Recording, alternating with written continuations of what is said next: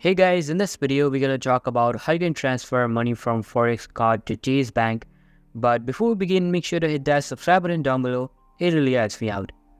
Now, if you have any HDFS bank credit card or a Forex card and you wish to transfer any amount of funds to Chase Bank account, the best way to do so is not through the net banking options of HDFC.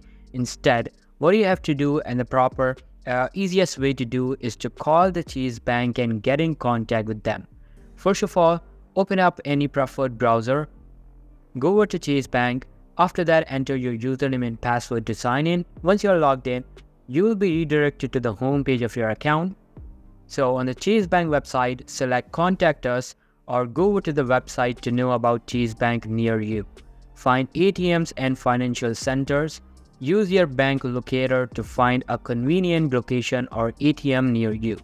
Simply go over to the bank location where their agents will be available to help you. The reason I recommend this method is because by going to an agency, you can simply present your Forex card and an agent will be available to give you instructions and necessary information for you to make the transfer.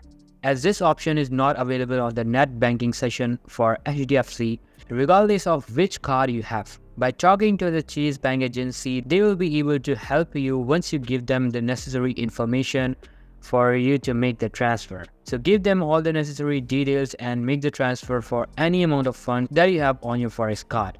That's how you can transfer money from Forex card to Chase Bank account. So that's all for today's video. Hope you liked the video. I'll be waiting in the next one. See you soon. Bye.